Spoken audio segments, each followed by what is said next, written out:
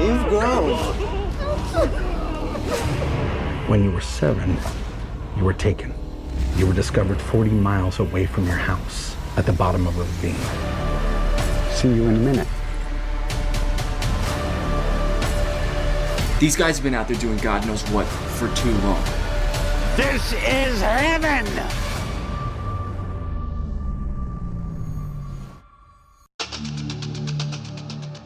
It began quietly, as all horrors do, across America. From the quiet streets of suburban towns to the darkened alleyways of bustling cities, an unsettling pattern emerged. At first, it was just whispers, fleeting news reports that hinted at mysterious disappearances, deaths that seemed unrelated, or unsolved crimes that fell off. But soon, the whispers turned into a terrifying truth. A serial killer, cold, methodical, and almost invisible, had begun leaving his mark on the country. The killer wasn't like the ones who left clues or taunted the police.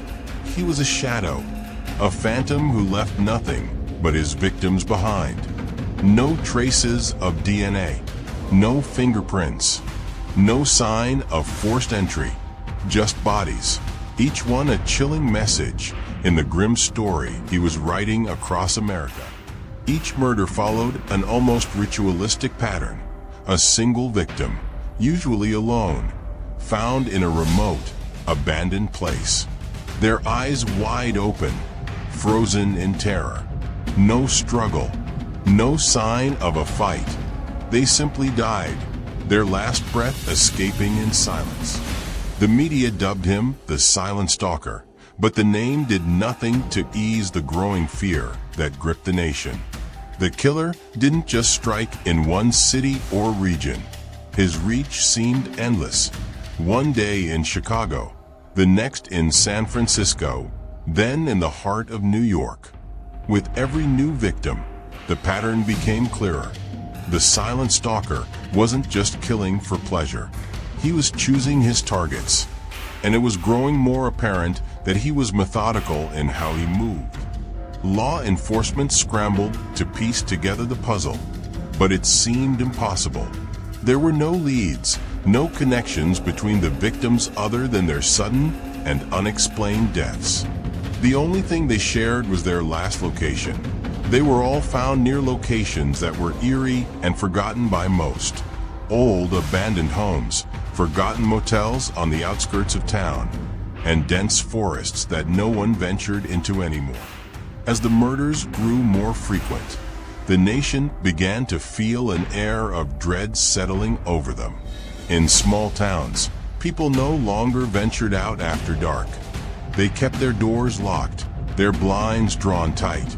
In larger cities, the fear became palpable. People would glance over their shoulders, always expecting someone or something to be lurking in the shadows. It seemed like there was no rhyme or reason to the killer's movements, but one chilling thing became clear. He was always watching. Then, something even more terrifying happened. On a dark autumn night in Kansas, a survivor was found. A young woman, pale and shaking, barely alive, her clothes torn. She was disoriented, but she could speak. She had seen the killer, or at least she thought she had. The woman's story was like a nightmare come to life. She described being followed for days, not by a man, but by something that moved like a shadow. Every time she turned around, there was nothing there, yet the feeling of being watched never stopped. One night, she felt the cold touch of a hand on her shoulder, and when she turned, there was only darkness. But the killer, it seemed, was never just one person. The survivor spoke of whispers in the air, voices that weren't there. She spoke of a presence that seemed to fade and reappear, always just out of sight. And, in a chilling twist, she mentioned a phrase the killer always whispered before taking their life. The silence speaks. Police were left shaken by her story, and even more so when they found strange marks on the woman's body.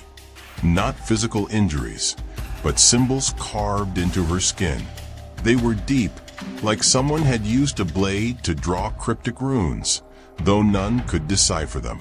The woman, too traumatized to continue, was admitted into a psychiatric facility where she was unable to recall any more details about her encounter.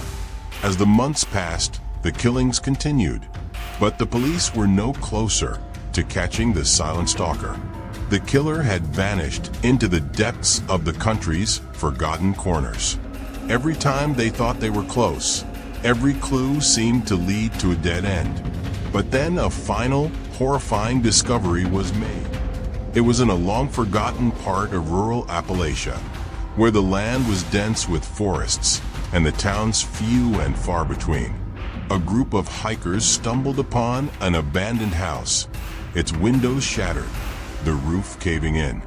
But what they found inside was far worse than they could have imagined. The walls of the house were covered in symbols, the same ones that had been carved into the survivor's skin. And in the center of the room, there was an altar. On it were dozens of photos, each one showing a different victim of the silent stalker. But beneath the photos, in the dust-covered corners of the room, were hundreds of small, torn pages of notebooks filled with rambling notes. The notes detailed each murder in excruciating detail, but more disturbingly, they described a pattern that went beyond the killings. The killer wasn't just acting alone. He was part of something larger, a hidden society of dark figures, the shadows that had always watched. It was a cult, bound by silence, united by death. And the killer? He was the one they sent out to do their bidding. As the authorities pieced together the chilling truth, they realized the silent stalker wasn't just a man or a monster. He was the culmination of a long, twisted history, a history that had been buried, forgotten in the very heart of America's darkest corners. And just as the authorities thought they had closed in on the killer, the killing stopped. The police were left with only one horrifying truth. The silent stalker had never been alone.